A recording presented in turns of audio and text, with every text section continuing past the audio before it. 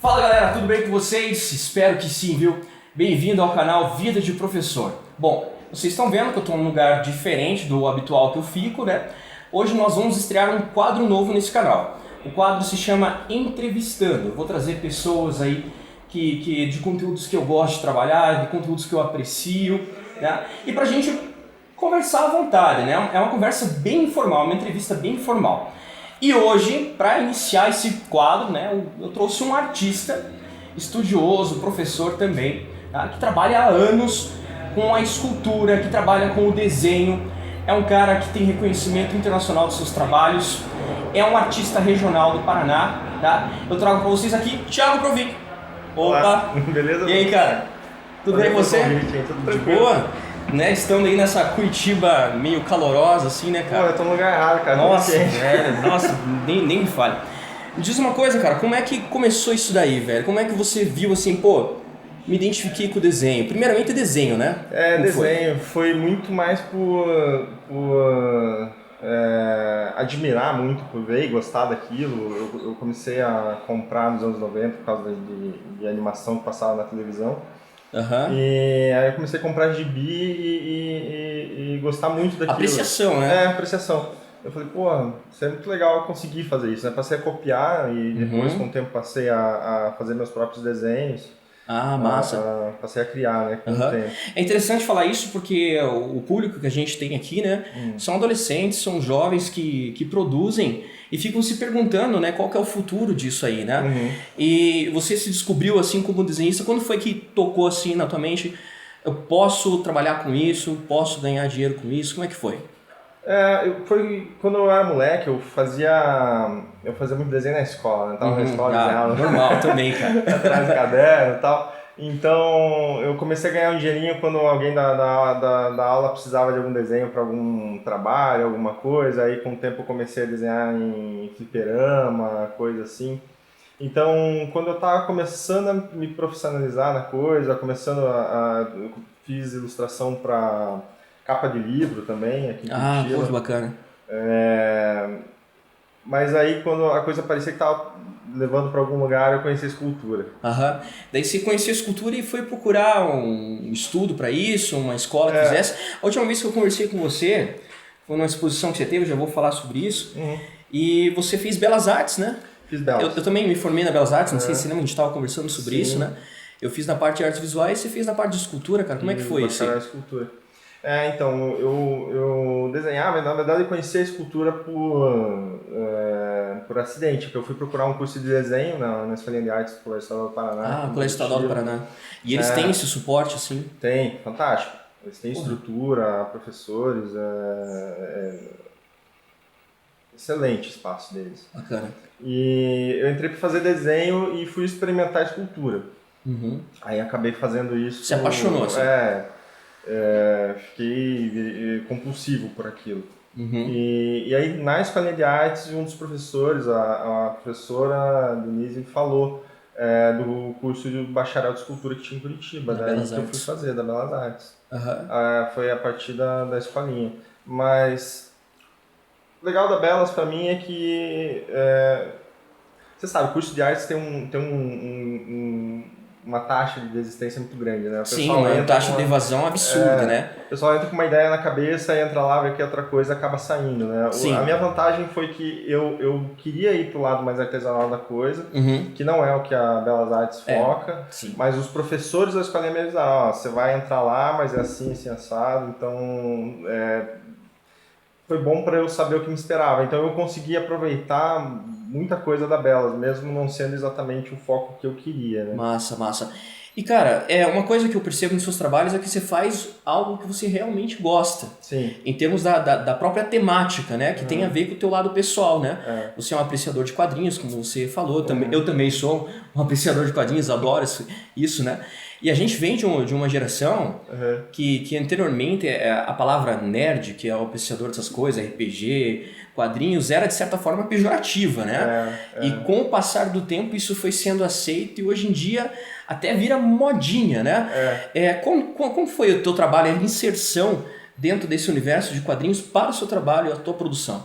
É uma sacanagem, porque se eu tivesse na escola hoje em dia eu seria popular, né, cara? Agora, verdade, eu também, cara. Agora eu trabalho sozinho lá, não aproveito nada disso, só o dinheiro que entra, mas tá bom. Mas realmente, na época da escola você era julgado, né, por gostar desse tipo de coisa. Você levava um gibi pra escola. Não, é um nerd, né? É um nerd. Então, e hoje em dia mudou totalmente, né? Até, sei lá, o pessoal mais velho. Chega, às vezes alguém vai em casa visitar, a hora que entra no meu ateliê, lá no meu espaço, o pessoal. Uou, né? É um choque porque, bem ou mal, desenho parece ser uma coisa mais difundida, assim, existem mais pessoas que desenham. E escultura ainda hoje parece uma coisa meio alienígena. Sério, cara? No sentido de que não é comum você conhecer um escultor. Um escultor, Verdade. tem aumentado, mas ainda é menos comum. Então as pessoas quando vêm, elas ficam muito surpresas, elas ficam muito curiosas. E agora também, como as pessoas têm mais familiaridade com os personagens, elas entendem, elas sabem o que e o número de colecionadores está cada vez mais aumentando, né? Tá. Né? E de N faixa etária. Geralmente tinha mais adultos que colecionavam isso. E hoje tem até adolescentes, crianças que gostam de colecionar, né? Quando foi que você começou a fazer o trabalho para o quadrinho em si, assim, para personagens e tal? O primeiro foi... Eu comecei a modelar em 99. Certo. Meu primeiro contato, assim, na escolinha de artes foi em 99. Eu tive sorte de que alguns meses depois um professor da escolinha me convidou para fazer uns trabalhos com ele e tal. Então eu comecei a trabalhar com isso muito rápido, sei lá, 4, 5 meses depois eu já estava trabalhando com isso. Massa. Mas comecei fazendo coisas que não tinham relação com cultura pop, né? E aí foi o quê? Em 2001 eu fiz meu primeiro personagem. Foi qual? Foi o Wolverine. Ah, pô, Wolverine, tava né, cara? na exposição, inclusive. E foi engraçado porque esse mesmo conceito que eu usei para esse Wolverine em 2001 foi o que eu usei depois em 2010, quando eu fui convidado pela Marvel para fazer um Wolverine. Caraca, convidado pela Marvel. Só um parênteses, quando você fez em 2001, já tinha lançado o filme do X-Men pela Fox? Porque os filmes, eles realmente deram um boom, assim, nesse universo, né? Sim, muito. Nossa. E eu não me lembro porque eu fui pra parte de quadrinhos, então eu não me lembro se o filme chegou a me influenciar nesse sentido. Compreendo. Mas é bem provável que sim, que já tivesse. Massa. E o convite pra Marvel, como é que você recebeu isso aí, cara? Como é que foi? Cara, foi engraçado, porque eu tinha feito uma escultura de um Venom. Porra, Venom. Fiz um busto dele, e Fantástico. aí eu postei em um fórum. E aí o dono da empresa, dessa empresa, chama Boeing Designs, tinha licença da Marvel, ele viu esse Venom e falou, pô, quando você terminar essa peça me avisa, tô interessado por ela. E aí eu meio que abandonei a peça e tal, aí sei lá, 1 ano, 2 depois eu voltei para aquele trabalho e terminei ela. Daí eu entrei em contato com ele, falei, o Venom, você tinha perguntado, tá aqui, tá terminado, mandei as fotos para ele. Daí ele me falou, então eu tô interessado em lançar esse busto pela minha empresa, né? Porra, que massa, Só que assim, a empresa ela tem autonomia até certo ponto, ela não pode escolher, eles têm licença... Por questões de direitos, assim? A licença, quando você compra uma licença, ela tem uma série de limitações, vamos dizer assim. Você pode escolher, você pode comprar a licença por região, por escala, pelo tipo de tratamento que você vai dar para a peça. E assim, quando você termina aquele projeto, mesmo que seja dentro de todos esses dessas coisas que são determinadas pela empresa, você tem que sujeitar lá a aprovação Você manda lá pra, por exemplo, mandava pra Marvel, o cara falava, isso aqui tá ok, isso aqui não tá, então muda isso, muda aquilo. E quando ele mandou as fotos desse trabalho pra Marvel, ele não foi aprovado. A Marvel Poxa não vida, deixou. cara, a Marvel não deixou, Não velho. deixou, eles não aceitaram. Mas que banho de água fria isso daí, né, velho? Foi, cara. Mas te falar, eu nunca achei que fosse dar certo essa peça. Porque Sério? ela é esquisita, ela é uma peça estranha. Tem um cliente meu uma vez que falou assim, eu gosto muito desse trabalho porque ele tem uma coisa que eu acho que define muito bem o personagem, que ele parece vulgar, ele parece... É uma coisa que ele falou que ele achava que casava bem com a personalidade do personagem. Compreendo. E eu entendi isso também. Eu acho que talvez a Marvel tenha visto a mesma coisa e não quisesse associar o personagem àquilo. Esse tipo de personalidade. Eu acho que talvez. Enfim, mas não rolou isso, mas aí ele falou, vamos fazer um Wolverine então. Daí o Wolverine deu certo. O Wolverine deu certo. Porra, que massa. Só que foi muito legal porque ele chegou pra mim, isso que eu gosto de trabalhar com artistas, porque o Boeing, ele não só tinha empresa, mas como ele é escultor também, ele faz trabalhos para... Ele próprio faz esculturas e fazia, agora parece que ele está num período de... deu uma pausa lá. Entendi. Mas ele próprio fazia esculturas e lançava pelo selo dele. Compreendo. Então, eu estava negociando direto com ele ia fazer a minha direção de arte, fez a minha direção de arte. E o legal de tudo isso é que por ele ser artista, ele tem uma outra sensibilidade. Né? Sim, lógico, convive, é quem faz, né? Exatamente. E ele entendeu que se ele deixasse eu sugerir, lógico que a decisão não era minha, mas claro. Se ele deixasse eu sugerir qual seria a abordagem do trabalho, aquilo poderia resultar num trabalho melhor.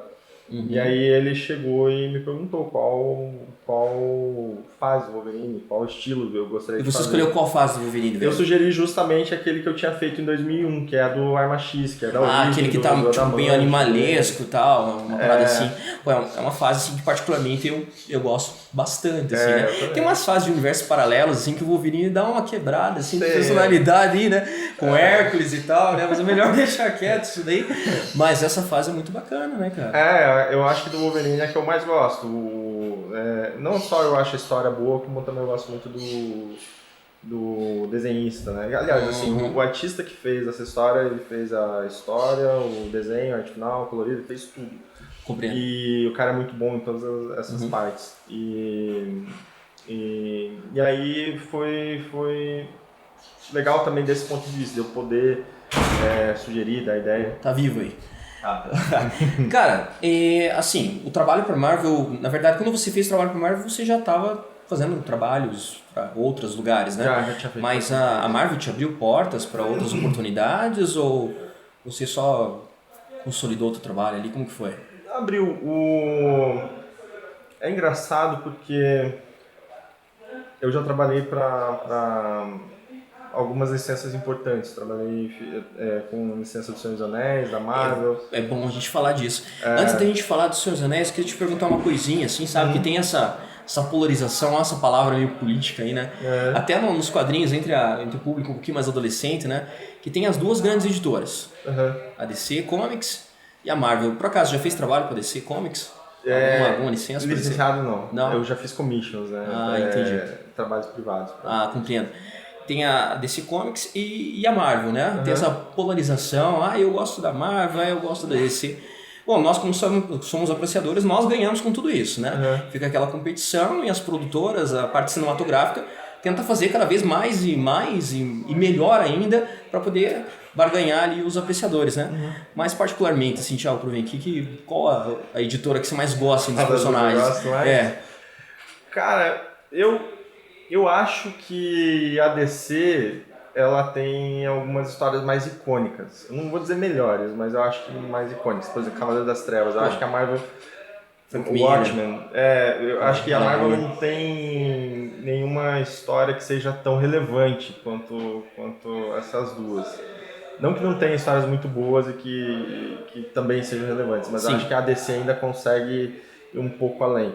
Mas eu gosto mais da Marvel. Olha aí, hein?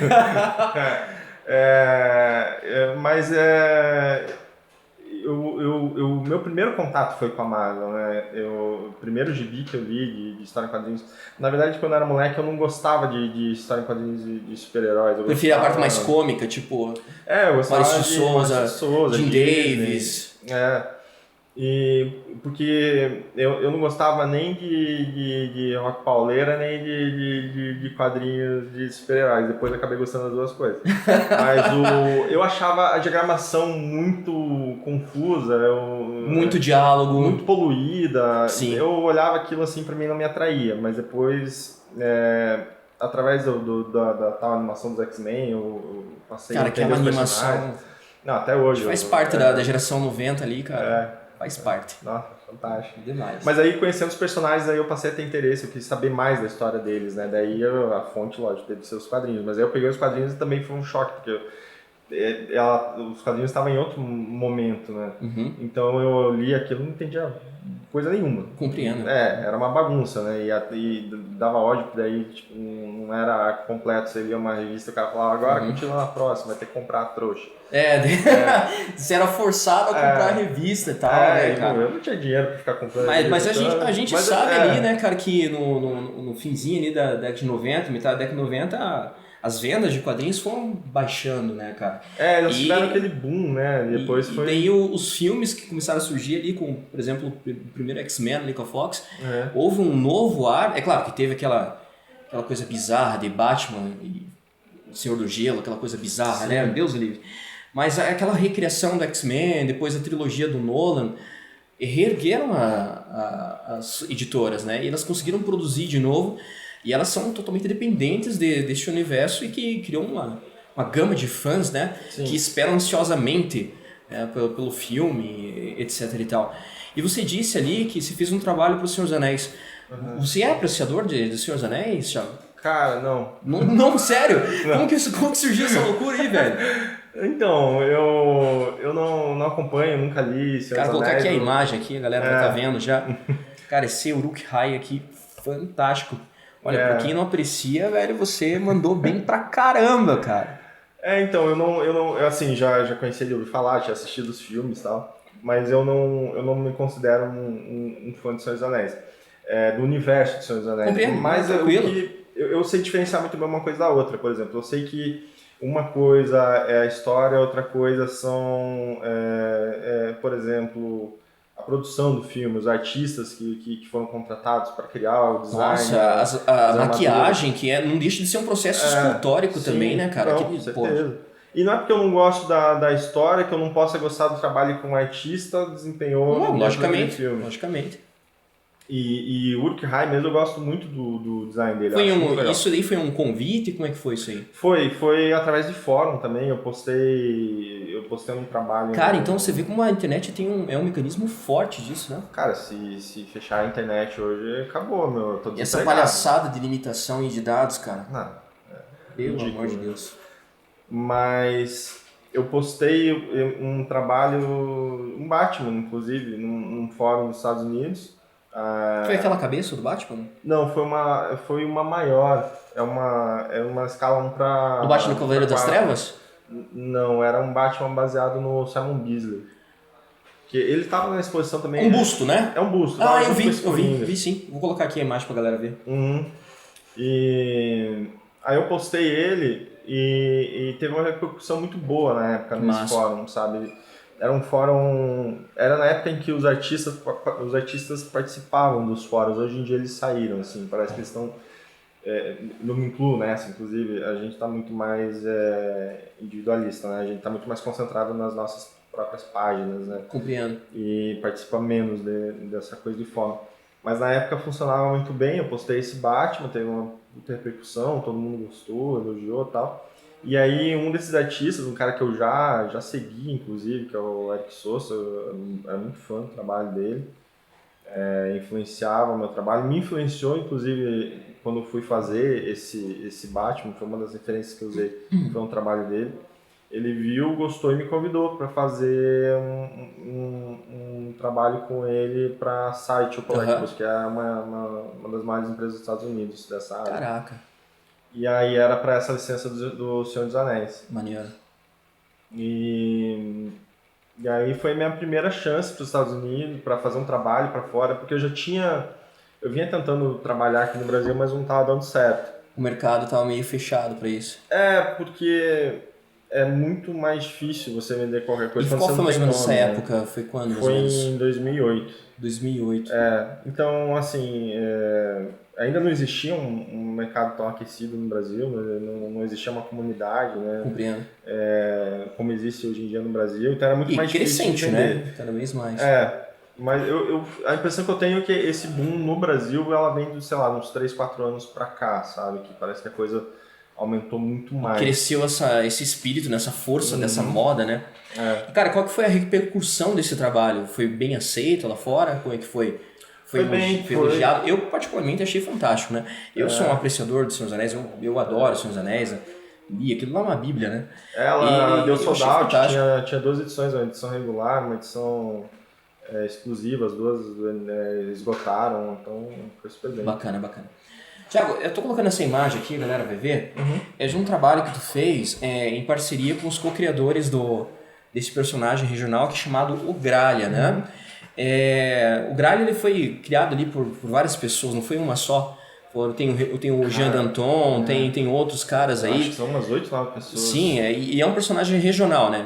Curitibano, poucas pessoas conhecem, então é bom a gente valorizar esse lado também. E ela também foi uma proposta por causa de um evento que tem em Curitiba. Particularmente era para ser bienal, sofre alguns problemas de organização e tal, mas que é a Gibicon, né? E esse trabalho que foi exposto em 2014. Sim, eu me lembro que fui visitar, eu vi esse trabalho, achei fantástico. Me diga como que foi essa experiência de trabalhar com a Gibicon, cara. Você já tinha trabalhado antes com a Gibicon ou era a primeira vez ali? A Gibicon eu tinha participado de 2012, participei eu não me lembro se tinha esse nome na época, mas era o que se tornou a Arena dos Artistas em 2014.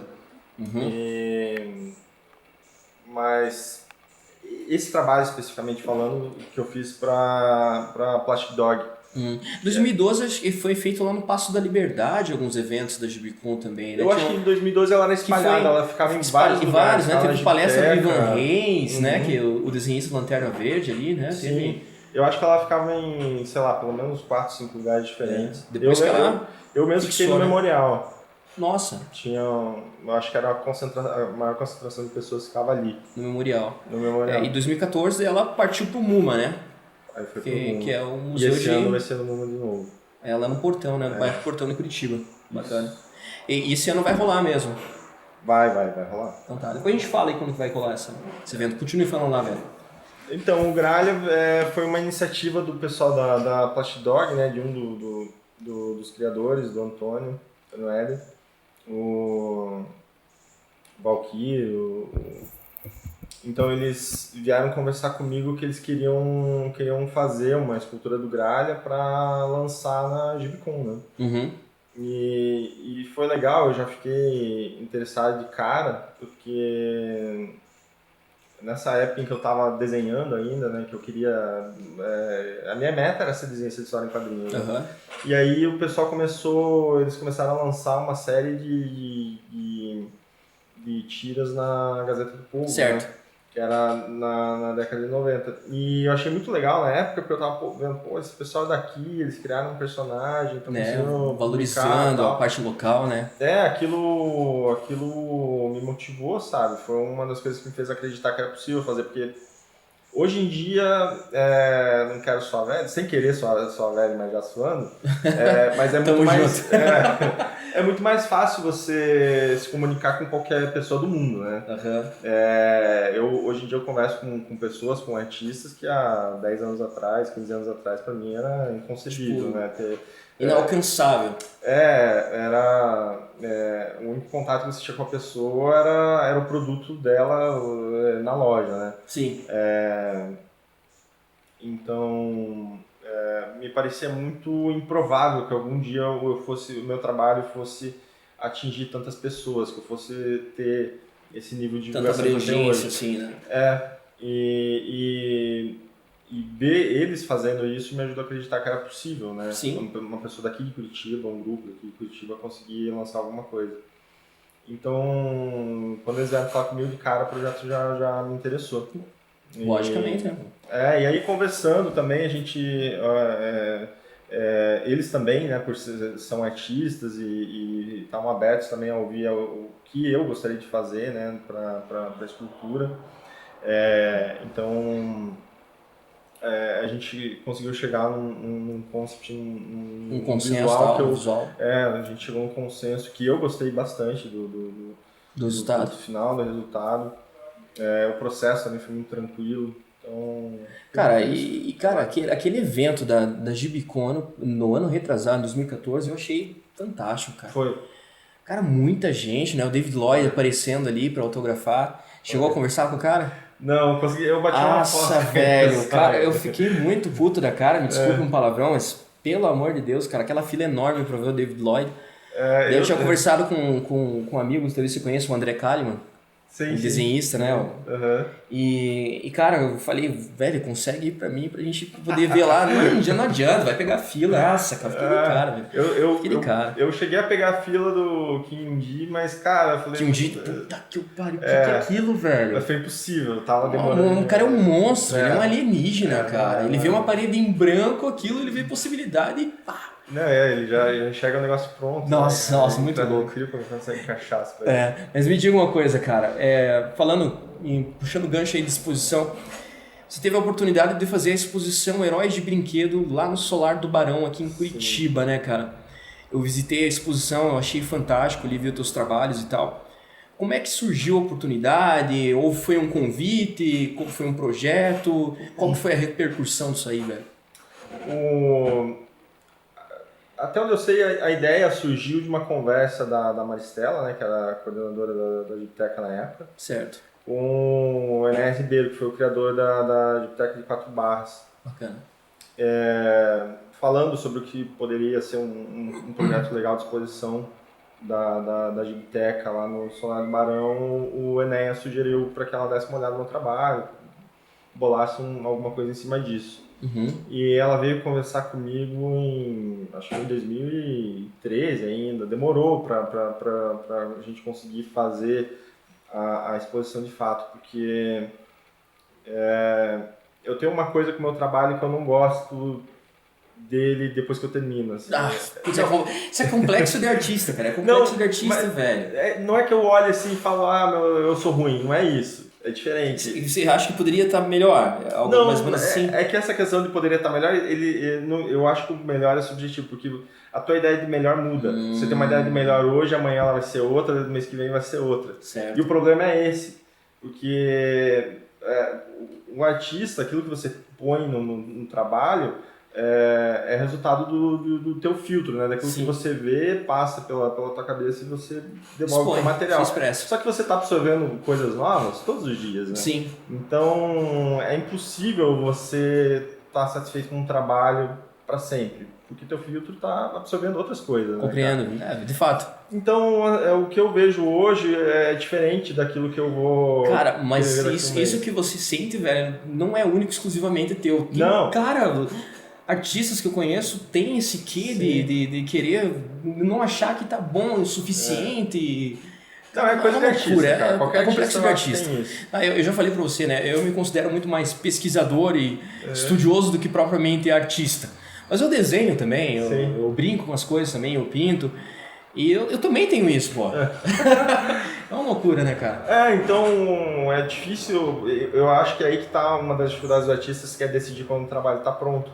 Porque se você continuar, você pode ficar o resto da tua vida fazendo o mesmo trabalho. Então chega uma hora que você tem que falar, não, é isso aqui e pronto, acabou, e passa pro próximo. Eu acho que uma das coisas que mais me ajudam nesse momento é justamente o próximo trabalho. Eu falo, não, eu vou parar isso aqui porque eu vou fazer outra coisa, porque senão eu vou ficar lá naquele trabalho eternamente, né, cara?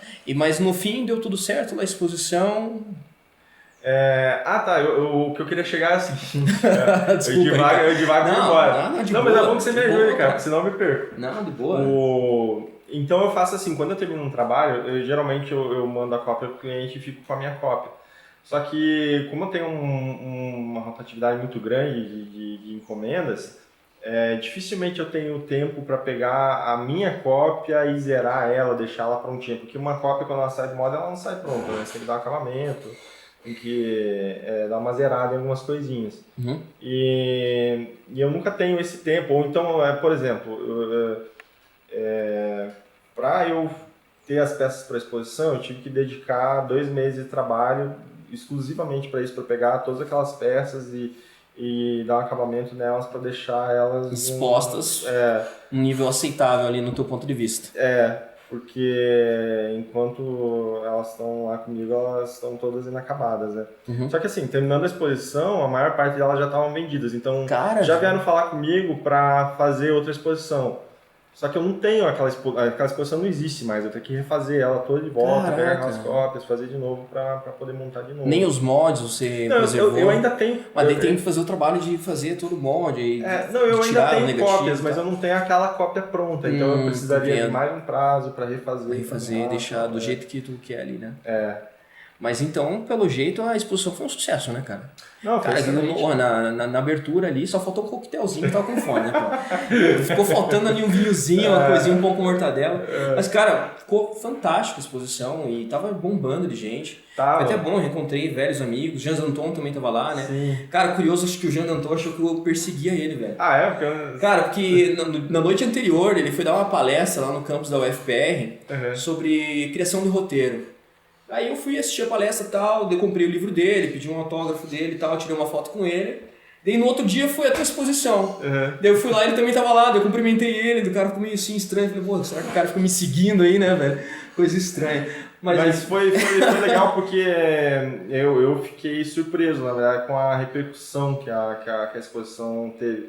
Ela teve muito interesse da mídia, das pessoas, a visitação foi excelente. Na época, me falaram que ela foi uma das exposições mais visitadas do Solar. Teve também algumas coisas... Cara, só um parênteses, tem gente que não conhece o Solar. Tem, muita gente. Inclusive, eu acho interessante que... assim, eu acho pretensioso falar que meu trabalho é arte. Eu não falo. Eu não gosto de me referir ao meu próprio trabalho como arte. Tudo bem. Mas... aí a gente entra numa questão... Uma outra discussão, né? Que é mais filosófica. Tudo bem, tranquilo. Mas existe um grande preconceito do pessoal de artes conceituais contra cultura pop e falando particularmente... sempre, desde sempre, né, cara? Desde assim sempre. como pessoal do artesanato também tem um preconceito muito grande contra artes conceituais. Acho que é tudo lixo, acho que é tudo descartável, acho que o cara se o cara só cria a ideia, o trabalho dele não é digno de ser considerado arte. Eu acho que não é nenhum nem outro. Acho que uma briga eterna que não vai acabar. Eu acho que nenhum dos dois lados está certo, assim, mas o que eu não quero é vilanizar um dos dois, falar que o pessoal das artes conceituais é todo mundo mal. Sim, assim. Tem nenhum dos lados. Mas existe esse preconceito também do pessoal das artes conceituais contra esse tipo de trabalho. Mas eu acho que uma das coisas legais desse tipo de exposição num espaço como o Solar é justamente chamar pessoas que normalmente não iriam naquela... Sim. Ele não vai lá para ver uma exposição... Eu particularmente chamei um monte de aluno para ir na tua exposição e eu tenho certeza que eles foram, comentaram, também alguns comentaram, eu tenho certeza que outros também foram. Né? E assim, não só a minha exposição, mas como do Ibrahim, por exemplo, também, que expôs lá as páginas dele de história em quadrinhos. Verdade, tava junto ali, né, coletivo. Chama um pessoal de uma faixa etária diferente, pessoal que não costuma ir no museu, e vai lá, passa por outra sala, de repente entra, dá uma olhada, passa a ter um contato. Vai movimentando, né, cara? Eu Isso acho que é uma importante. forma de você, de alguma forma, trazer esse pessoal pro Então você concorda comigo que tem que deixar de lado um pouco esse preconceito, né, e abrir as portas, porque isso movimenta a cultura, movimenta a arte, né, a cena. Eu acho que tem que ter espaço para todo tipo de manifestação artística, né? Eu acho que com isso todo mundo se beneficia. Eu me beneficio, o artista conceitual se beneficia, todo mundo. Concordo plenamente. E uma das outras, outra coisa que eu achei muito legal também foi um trabalho que a gente fez com o pessoal do IPC, do Instituto Paranaense de Cegos, que eles foram até lá, tiveram contato com os trabalhos, puderam tocar nas esculturas. Puderam tocar nas esculturas? Tem vídeo na internet. Sério? Então eu vou deixar o link aqui embaixo, galera, pra vocês darem uma olhadinha. Eu vou dar uma pesquisada, coloco aqui embaixo esse vídeo. Muito boa iniciativa. Foi fantástico. E eu poder ver a reação deles, o contato, a forma como eles interpretavam o trabalho, achei muito legal. Nossa. Thiago, quais são os planos para esse ano, velho? Sobreviver, cara. Tem tanta coisa para entregar. Muita coisa. Vai participar da GBCon esse ano? Vou participar da GBCon. O que você vai levar lá para nós? Vou levar... A minha ideia é levar pelo menos 2 trabalhos novos. Tem um trabalho que eu fiz pra Capcom. Caraca, Street Fighter. O Ken? O Ken. Cara, eu vi Só isso daí. Que, eu dependo da peça chegar a tempo. Se chegar, eu levo. E tem também um Wolverine que eu tô terminando agora. Eu tô terminando várias coisas. Esse Wolverine aqui, velho? Esse mesmo. Esse aqui? Aham. Cara, esse eu quero que levar também. trampo, velho. Que trampo. Massa. E além disso, tô com as aulas também, né? Uhum. Que pra mim é uma válvula de escape, porque o trabalho de escultura é uma coisa muito, e tem que ser, na verdade, meu processo de trabalho tem que ser assim, é uma coisa mais solitária, eu tenho que ter imersão no meu trabalho, eu tenho facilidade para dispersar, acho que todo mundo tem, Uhum. Mas então eu fico a semana inteira trabalhando na escultura, imerso naquilo, aí a aula dá uma quebrada nisso. Quebrada, né? Você entra em contato com as pessoas outras e tal. pessoas, consigo trocar ideia, e isso eu vejo que também ensinando as pessoas, eu acabo criando mecanismos para elas, para facilitar, né, para elas aquilo, e depois aquilo reverte para mim também, uso no meu próprio trabalho. Então, Massa. Acabo me beneficiando também. Uhum. Legal. Thiago, muito bom conversar com você, velho. Valeu, Bruno. Cara, muito bom, sensacional. Galera, é o seguinte, o Thiago aqui, como você percebeu, ele dá aulas, né, do ofício dele. Vou deixar aqui na descrição endereço, telefone, o que você quiser que eu coloque aqui, eu coloco aqui, velho, viu? Beleza. Mais uma vez, muito obrigado por ter cedido esse espaço. Tá? E sucesso, cara. Você também. É nóis. Abraço.